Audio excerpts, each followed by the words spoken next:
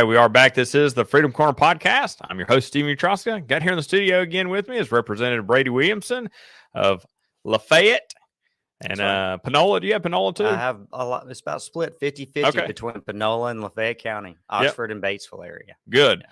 Well, he represents that area in North Mississippi of my alma mater, Ole Miss. I got a lot of Ole Miss folks up in your district.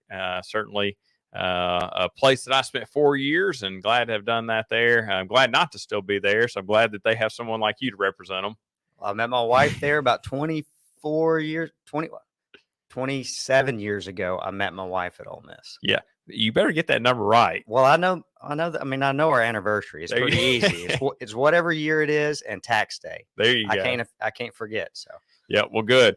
Well, so you are the vice chairman now of the Mississippi Freedom Caucus. Of course, we had elections after last session was over. At the end of the 2022 session, we went into a new term for our officers in the Mississippi Freedom Caucus, and you're now vice chairman. So glad to have you here and to be not only part of the caucus, but now in a leadership role with the caucus. And you, of course, are running for re-election this year. So this is your first term. So we're in the last session here in 2023 of your first term. So ending that 4 years out, really came out swinging as a freshman legislator coming up to Jackson. Of course, you and I kind of knew of each other before you got here. But then when you got here and started making a bunch of votes and saw other people on the board making votes that were similar to you, I think at least one of those first weeks you were here, you and I connected and started talking. And then, of course, when the Mississippi Freedom Caucus was in its infancy of formation, you're right at the lead with the other guys. And so the six of you came together and led that. And now you're looking at seeking re-election this year in this election. Absolutely. And I think I would have had a hard time coming to the Capitol if I wasn't surrounded by this few Freedom Caucus group that we had. Like you said, I started making votes and the whole house was on the board on the other side of the line of expanding government. And then we had a few guys that wanted to limit the size of government, limit regulations, and just give small businesses, families, the freedom to operate as they choose. Right. And it was a surprise the first year, but luckily I had a few to stand beside me. Yeah. On votings. Yeah, well, and making a lot of votes to, basically standing up for the ideals that you campaigned on. And I remember some of the first few times we met, you always kept in your pocket a campaign card, right, and would pull that out. And when you took votes, you out of 122, one of very few that actually think about what you campaigned on. So when you campaigned back in 19, you had those push cards. You went around, knocked on doors, told people this is what I believe and this is what I will uphold when I go down to Jackson.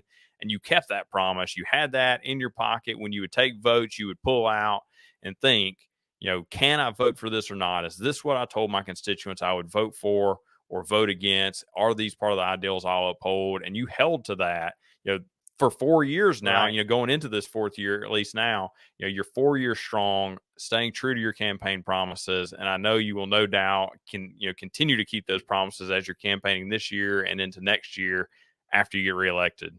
It is my earnest and honest desire to do exactly what I said to do during the campaign. And I handed out thousands of those little fold out business card size flyers with my promises on them. I remember trying to get those into the hands of the people that were not just the people that were voting, but everybody. And if they weren't at home, I was hiding them in their outdoor refrigerator or putting them on their toolbox or in their vise on their workbench or something.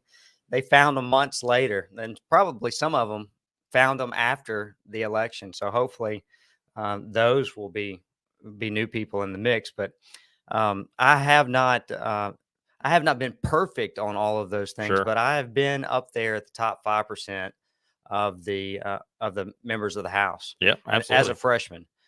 So with no real grounding in this capital, Jackson, Mississippi, I've proven myself, and it's only going to get better with each year. Yeah. Well, I would say that you're number one in your class coming in as a freshman. Oh, I think you have stayed true 100% of the time. like I said, you're not perfect, and I Yeah. give you a hard time sometimes on bills, Right. but people have to understand that this year you will probably take 1,000 votes. That's about how many votes you take in a legislative session. It's Right. about 1,000 votes. It's 1,000 bills you're voting on. And that's 1,000 bills that you have to read through and try to keep those campaign promises. And so, if you miss one or two here or there, that's okay. But if you're scoring 95% or better, then I think you're doing okay. You're certainly doing, probably 50% better than most other freshmen. And even then, I would say you're number one in your freshman class and probably in the top 5 of all 122 legislators, at least at keeping your promises or having an earnest, challenge to try to keep those promises. Right. Many people come up here and once they get here, they get elected. They have no earnest in trying to keep those promises, and completely go against what they're trying to do or what they said they were going to do.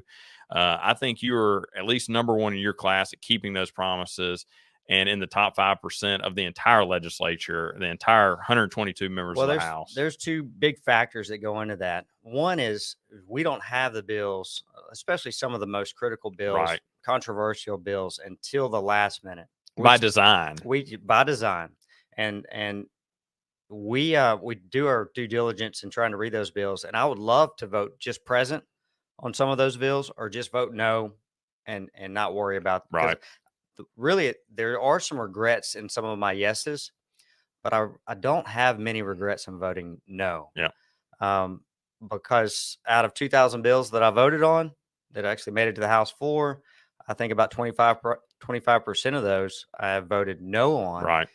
I think that should have been much higher. Yeah. Now, looking back at my track record, a lot of those bills were not good. Yeah. Yeah. Well, and back to the thing about them rushing bills out. Of course, you're a military member. You came back from deployment. You're overseas, serving your country, and we appreciate that. And all military members, but certainly you being an elected official and still holding true to your duties of being in the Army. A lot of times we see politicians who are in the armed forces, they try to get out of those types of deployments because of the power they have. But you didn't do that. You signed up for the Army to serve your country, and you've continued to do that and not tried to use your political position to get out of that. But you were deployed over the summer, and they had a $250 million bill that was rushed out basically 2 hours before they expected a vote. Of course, you were deployed. And when they did that, they only gave 2 days notice to all legislators to come back. So it puts you at a disadvantage being overseas serving your country. But that's how the system works here in Jackson. That's how they do things to try to disenfranchise your voters, your constituents that you're supporting. And they're going to send out bills like that with 2 days notice, 2 hours to actually read the bill and expect people to vote on things. Right. And it's the system, we talk about DC being a swamp, but Jackson is the swamp just as much as DC. And there is a bill that we have that I authored this year that would allow those bills to be on the calendar for a certain number of days in order to give us all time to read the bill. It makes perfect sense, right? Absolutely. If you're going to be a representative of your district and you haven't had an opportunity to read the bill and you're voting yes on it, you have no idea what you're voting for. So maybe that'll get through. I know in DC that actually got through. Yes. That was one of the items that they held hostage. Right. And that was the U.S. House Freedom Caucus in D.C. fighting against McCarthy during his speakership race. And that was one of the provisions they set into the rules of the House in D.C., 72 hours. Right. And so that's what your bill, you basically modeled that after the U.S. House Freedom Caucus's rule that they put in. So we want to see that here in Mississippi as well.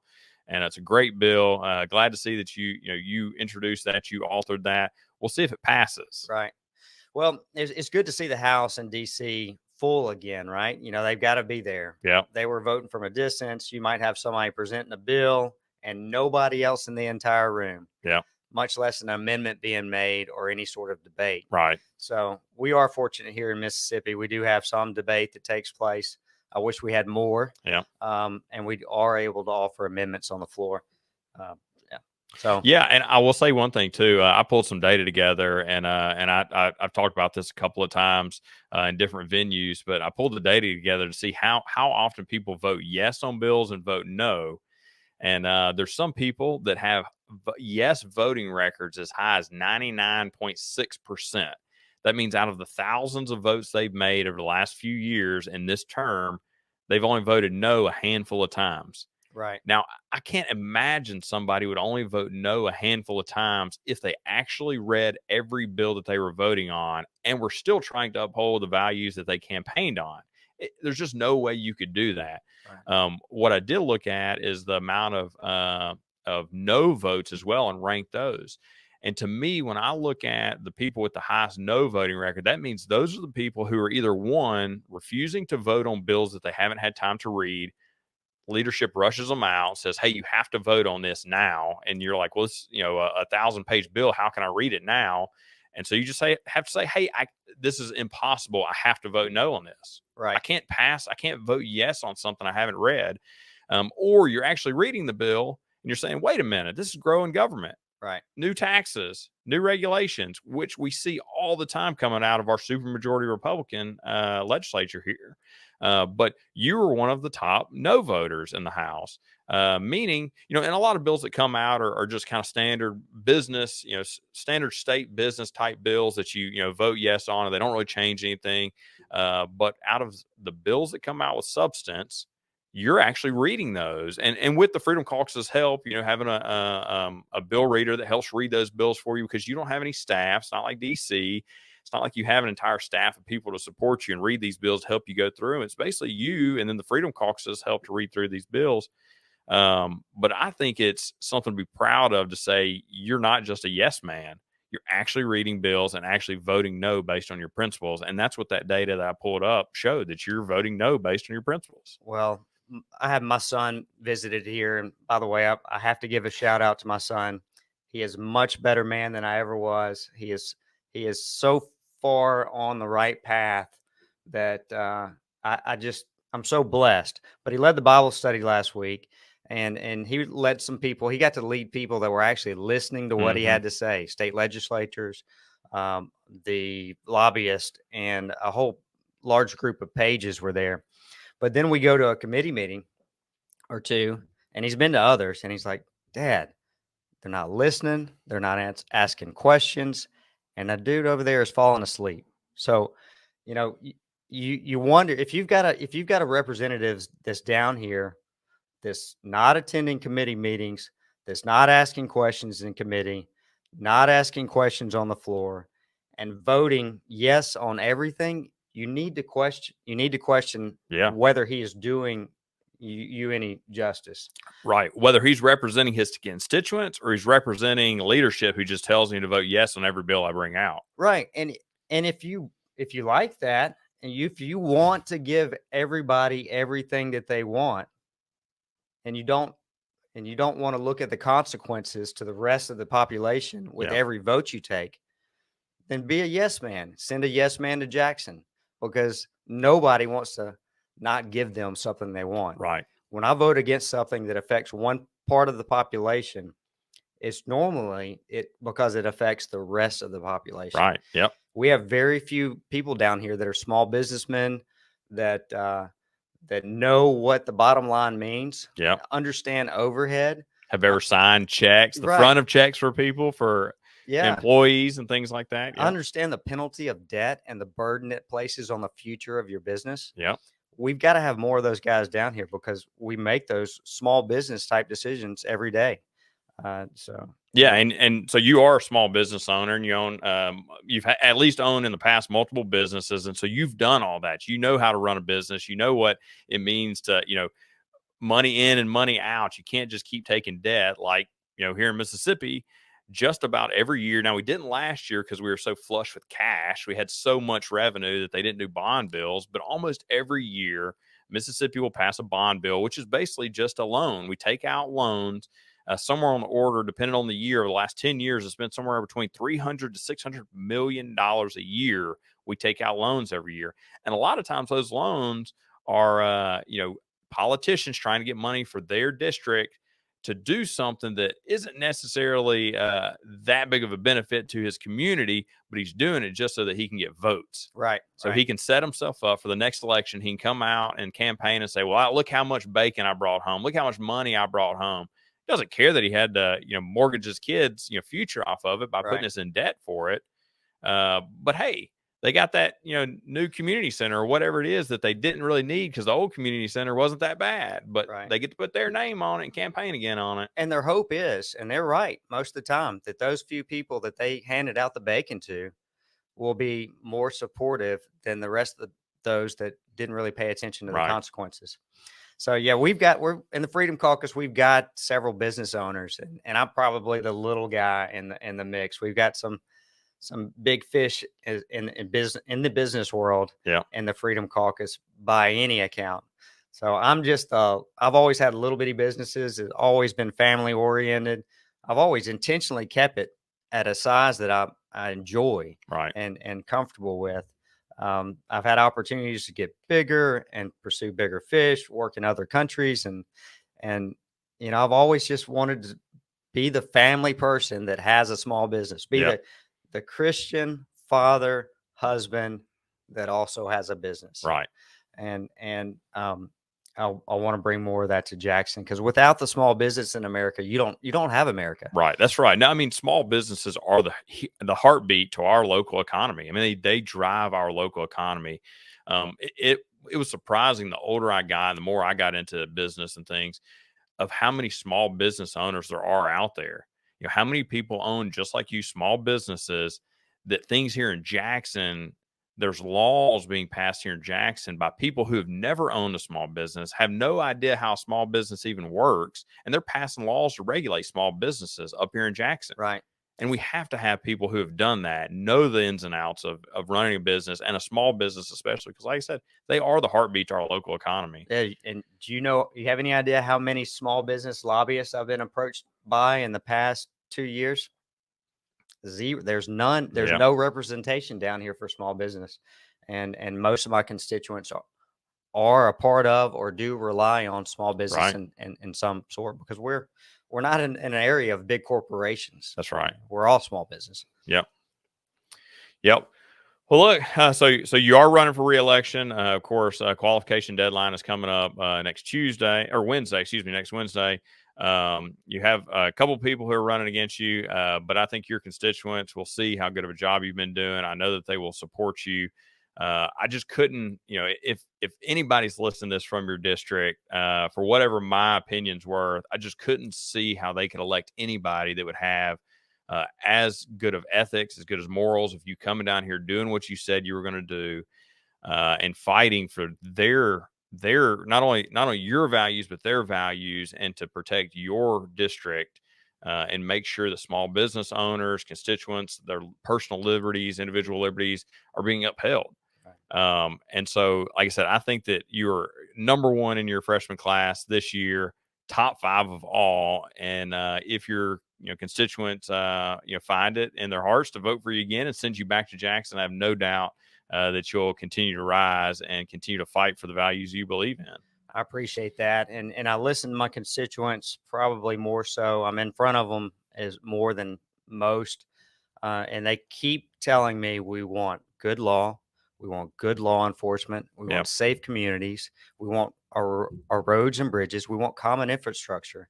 They're the same basic needs that are the fundamental roles of government, the core roles of government that we've got to stick to.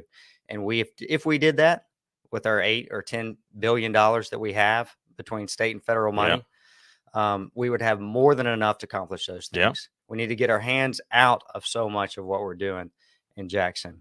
But, and with this big surplus last year and this year, another big surplus, this is going to be another historic surplus of money this year coming in. Let's hand that back to the taxpayers. Absolutely. 2 years ago, $8 billion in revenue between state and federal. And this year, 10.4. Is that something like that? 10.4 billion. We have got to give. We do not need to grow government, because government is. I've had government jobs. I've worked for the state. I've worked for federal. as much as we serve very well in those roles, and some of those roles, we are very inefficient Yeah. at a lot of them. Yeah.